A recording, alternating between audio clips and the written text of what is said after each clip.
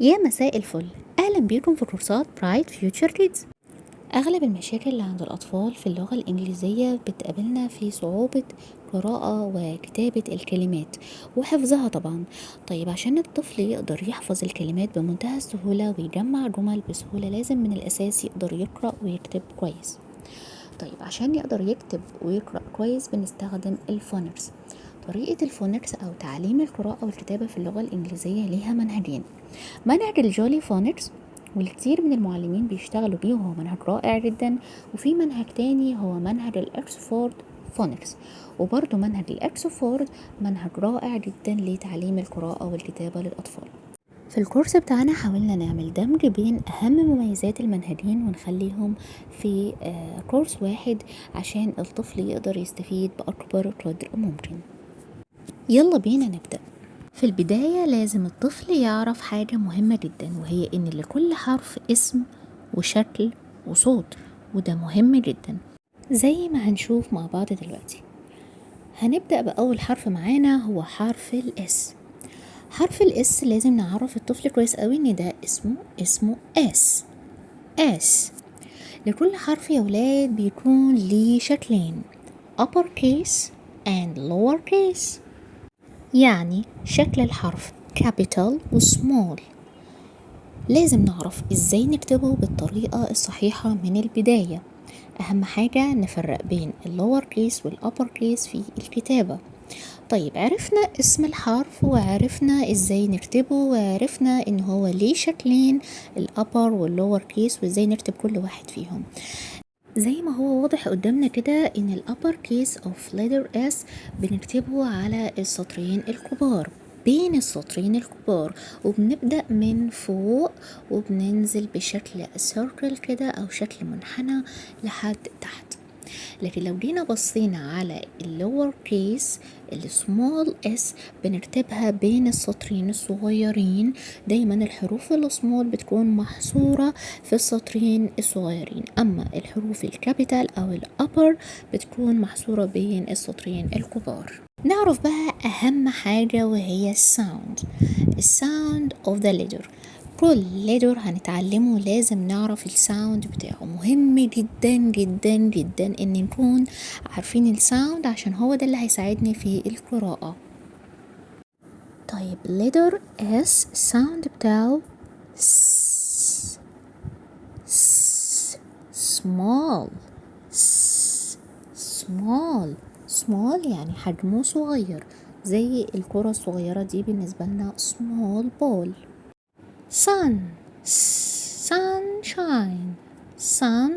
sunshine. ايه ده؟ sun اولها letter s عشان كده قلت sun. طيب بقيتها انتي قلتي shine مع انها برضو بدايتها s. ازاي عملتي كده او ليه نطقتيها كده؟ ده اللي هنعرفه في الحلقات الجاية. هنعرف النطق التاني لليدر اس لما يجي معاه بعض الحروف. snake. يبقى الليتر اس ساوند بتاعه بمجرد ما الطفل يتقن صوت الليتر ويعرف شكله كويس ويعرف يكتبه بالابر واللور كيس بننقل على الليتر اللي بعده. مثلا لو معانا حرف زي حرف ال A، حرف A دوت النيم بتاعه اسمه. طيب شكله ايه؟ الابر كيس اند اللور كيس شكلهم ايه؟ لازم نتعلمهم كويس قوي ولازم يكتبهم بالطريقة الصحيحة زي ما اتفقنا بين السطور ونعرف طريقة كتابتهم ازاي بالظبط. طيب بعد كده هيعرف الساوند بتاعه، مهم قوي قوي قوي واحنا بنديله الليترز، خصوصا الفاول ليترز مهم جدا يبقى متقن الساوند بتاعها قوي وقادر يفرق بين النيم وبين الساوند، عشان لما يجي ياخد الشورت اند لونج فاول واقول له هنا الليتر هنا اتنطق بالساوند عشان هنا شورت، اما هنا اتنطق باللونج عشان اتنطق بالنيم بتاعه عشان هنا اللونج، يبقى قادر يفرق وقادر يميز انا بقول ايه وفاهم انا بعمل ايه. انا ليه هنا نطقت ال A وليه نطقت ال A هنا A، يبقى قادر يميز تمام.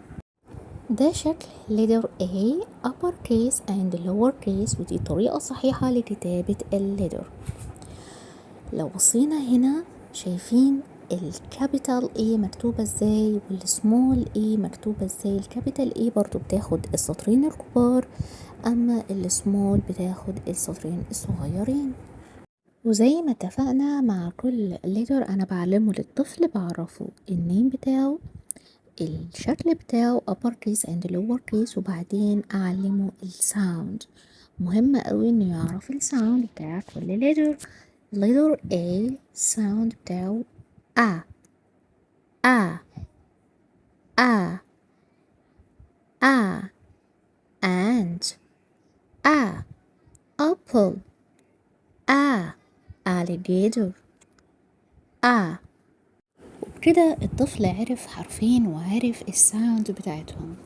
لو جربنا ان احنا نعمل blending للتو letters دولت ونعلم الطفل ازاي يدمج الحروف مع بعض وازاي يقرأ، هنبقى علمناه مهارة قوية جدا تساعده على تهيئة وقراءة الكلمات بمنتهى السهولة. يعني مثلا احنا خلاص عرفنا ان دوت letter S والساوند بتاعه S، وعرفنا ان letter A والساوند بتاعه A. طيب يلا نجرب نعلمهم يشتهروا ويقرأوا لوحدهم. هنقول لهم ايه؟ ناخد كل حرف بالساوند بتاعه. س آ س آ سا س آ سا سا سا سا. بكده هو عمل blending لأول 2 letters عرفهم، يبقى بسهولة عليه ان هو يتهجاهم. بس نخلي بالنا من نقطة مهمة جدا، ما نحاولش نحط letter A الاول وبعدين نحط وراء الاس ونقول ما هو عرف letter A وعرف letter S ويشتهجى as. no، هنا big mistake. ليه؟ لان الاس في الفاينل ووردز ليها pronunciation معينة وليها نطق معين هنتعلمه في الفيديوهات اللي جاية مع بعض، فناخد بالنا ما نعملش الحركة دي خالص. خلينا الاس الاول وبعديها الاي ونحاول ندربه عليها كتير، يقول سا سا، ومع الحروف اللي هتيجي معانا قدام يبدأ يجمع مع بعض words ويقرأ كلمات منهم، أو يجمع منهم كلمات ويبدأ يقرأها بمنتهى السهولة. وبعد ما يكون أتقن الحرفين كويس جدا نبدأ نزود عليهم letter كمان. لو مثلا أخدنا letter T T T، حرف T زي ما عرفنا هنعلم الطفل النيم بتاعه اسمه T T. ليه upper case and lower case لازم يكتبهم بالطريقة الصحيحة زي ما هنشوف دلوقتي، وبعد كده يكون عارف الساوند بتاع letter T T T T T T. letter T من الحروف voiceless sound. يعني ايه؟ يعني حروف بتطلع من بين الشفايف، ماشي، حروف ما بتسببش اهتزاز للأحبال الصوتية، لا بتطلع ما بين الشفايف. ت ت ت ت. وده شكل ال upper case and lower case of letter T زي ما شايفينه بالظبط. زي ما اتفقنا ال upper case بين السطرين الكبار، اما ال lower case بين السطرين الصغيرين. زي ما احنا شايفين الحرف دي طريقة الكتابة بتاعته الصحيحة، ناخد بالنا من الاتجاهات. وبكده وصلنا ان الطفل عارف حرف الاس وحرف الاي وحرف التي، وعارف الساوند بتاع ليتر اس س، عارف الساوند بتاع ليتر اي ا، عارف الساوند بتاع ليتر تي ت ت ت. ابدا اعمل blending لل 3 letters دولت عشان يبدأ يقرأ كويس. هبدأ أقول له تعالى نحط letter S و letter A ونحاول نقرأهم. س آ سا ت آ تا تا أ ت أ ت. المرة دي ممكن نحط ال A الأول وبعدين نحط ال T عادي خالص. at at. تعالوا بقى نخليه يجرب يقرأ الكلمة اللي فوق. at sat. let's read. هنخلي الطفل يبدأ يقرأ المقاطع دي لوحده. a sa t a ta at at s at sat. letter I. نبدأ نديله بعد ما أتقن أول 3 حروف ندخل على الحرف اللي بعد كده وهو letter I. طيب حد هيجي يقول لي الحروف دي كده مش بالترتيب، انت عمالة تقولي S وبعدين قلتي ال A وبعدين قلتي ال T وبعدين قلتي ال I. ده مش ترتيب الحروف بتاعتنا من ال A to Z. هقولك اوكي، ده الترتيب اللي ماشي بيه الجولي فونكس. تمام. طيب احنا هنمشي بمنهج الجولي فونكس؟ لا، احنا مش هنمشي بمنهج الجولي فونكس كله. احنا زي ما قلنا في اول الفيديو احنا عاملين دمج بين المنهجين بحيث ان الطفل يقدر يقرأ ويشتهج في فترة قصيرة. تلاقي الطفل بدأ يتفاعل معك وبدأ يقرأ، وفي نفس الوقت واخدين المميزات بتاعت كل منهج. قلنا ان منهج الجولي فونكس ليه مميزات كتيرة قوي، بس عيوبه بتنحصر في الجزء بتاع اللونج فاول او الديجرافز اللي هي الحروف المركبة. الإكسفورد منهج قوي جدا ومنهج رائع جدا، بس عيبه انه بياخد تايم وقت طويل قوي على ما تلاقي الطفل بدأ يقرأ او يجمع كلمة. بيبقى فيه وقت طويل قوي على ما يخلص ليفل 1 ليفل 2، بياخد فيه وقت. فاحنا اخدنا المميزات بتاعة الجولي فونكس اللي هو الدمج بسهولة بين الحروف مع الجزء بتاع اللونج فاول والجزء بتاع الديجرافز من الاكسفورد. يعني زي ما تقول كده عاملين ميكس بين الاتنين، واخدين المميزات بتاعة المنهج ده وتجنبنا الجزء اللي هو بيبقى فيه ثقل شوية او تقل شوية على الطالب، اللي هو بتاع اللونج فاول او الديجرافز في الجولي فونكس مش واضح بشكل كافي. واخدنا الجزء المميز في الاكسفورد وهو اللونج فاول مع الديجرافز والبليندنج في الحروف، وعملنا بينهم ميكس. عشان كده هنلاقي ان احنا واخدين الحروف مش بالترتيب، واخدين الحروف بترتيب الجولي فونكس، لكن لما هنيجي نشرح اللونج فاول بعد كده في الحلقات اللي قدام هنلاقينا بنشرحها من الاكسفورد. طيب نرجع تاني للليتر اي، واحنا كنا بنقول ان كل حرف هناخده لازم نعلم الطفل 3 حاجات مهمين، عمالين نعيد ونزيد فيهم عشان ما ننساش حاجة. نعلم الطفل النيم والشيب بتاعه شكله ايه في الابر كيس واللور كيس، وازاي نكتبه بالطريقة الصحيحة، ونركز على كلمة الطريقة الصحيحة لكتابة الحرف. ونعلم الطفل الساوند. حرف الاي ده تاني حرف نتكلم عنه من الفاول ليتر. الحروف المتحركة هم 5. اخدنا منهم ليتر A، وده تاني حرف معانا هو ليتر I. الاي ده النيم بتاعه اسمه ليتر I، وليه شكلين upper case و lower case هناخدهم دلوقتي ونعرف ازاي بنكتبهم بطريقة صحيحة. مهم قوي بقى sound of letter I. الساوند بتاعه صوته بيعمل صوت إيه إيه إيه إيه. إنك إيه إنك إيه إجلو إيه إيه. وده شكل الليتر I.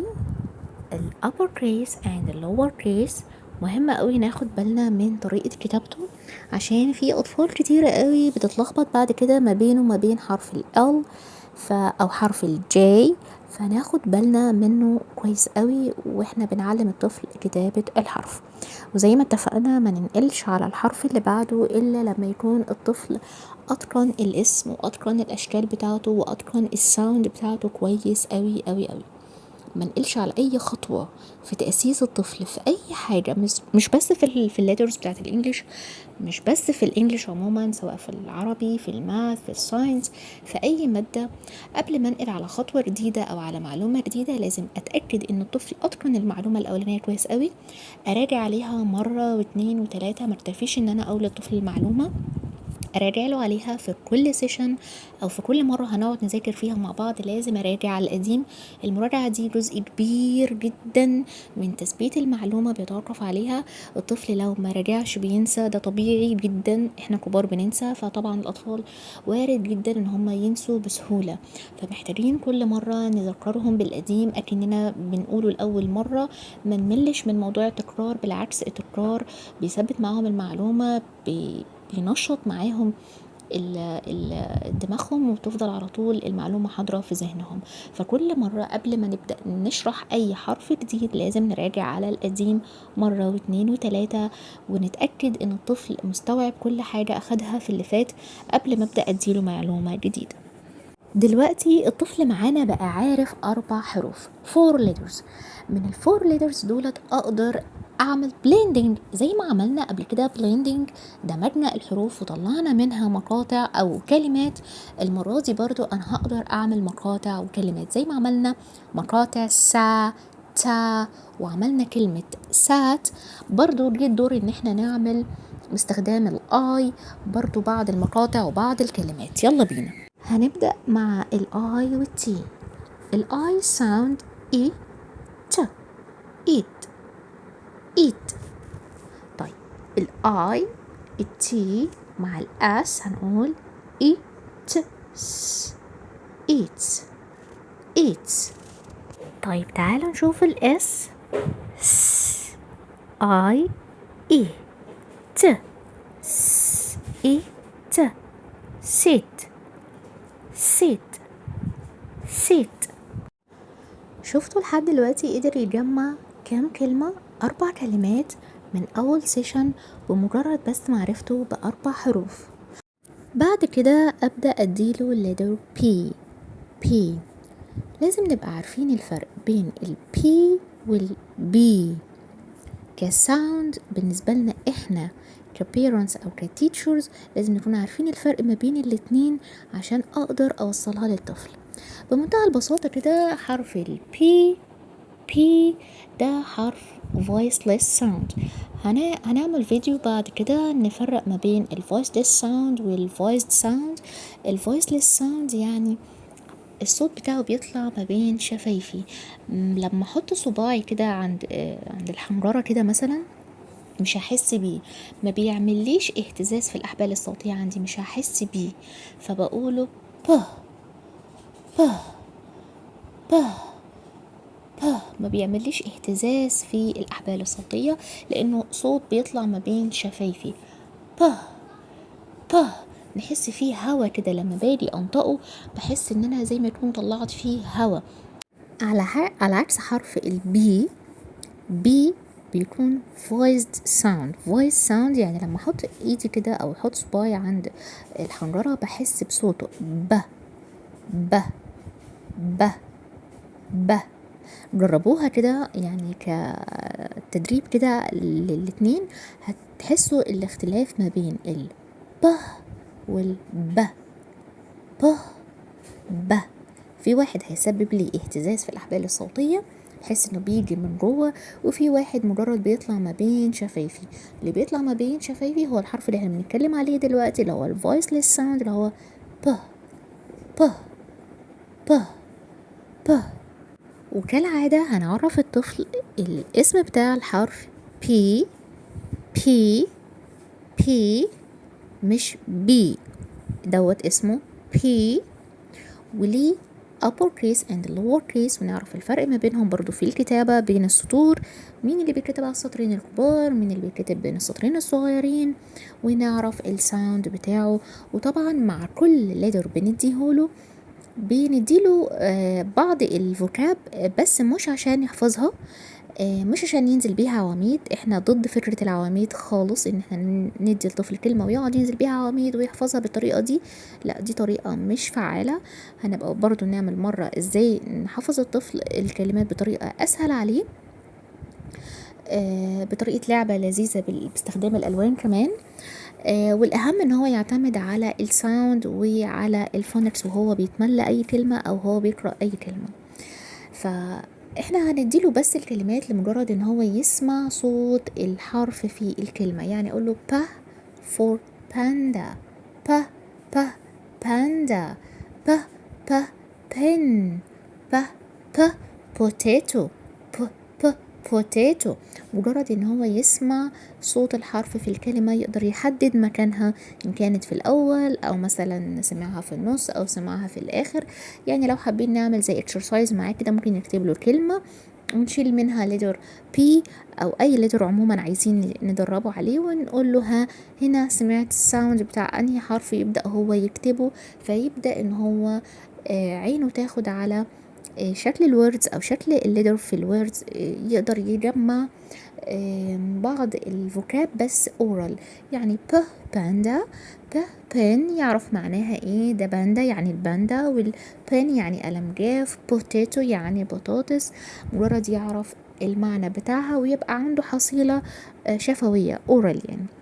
لكن مش مطلوب ان هو ياخد على كل لتر كلمة واتنين وينزل بيهم عواميد والكلام ده. لا ده مش طريقة صح، بالعكس انا بعقد الطفل وبكرهه في اللغة بالطريقة دي. طيب دلوقتي الطفل خلاص عرف الساوند بتاع البي وعرف قبليها ساوند الاي والتي والاي والاس. مطلوب مني ان انا بعد كل ليتر بياخده ابدا اعمل له بليندنج. مرحله مهمه جدا جدا ان انا اعمل له بليندنج، يعني اخد الحرف الجديد وادمجه مع الحروف اللي قبليها في صوره مقاطع او في صوره كلمات لو لقيت كلمات. يعني مثلا احنا مع الاس والاي، لما بدأنا الاس وبعدين اخدنا الاي كان الطفل لسه ما يعرفش حاجة غير الاس.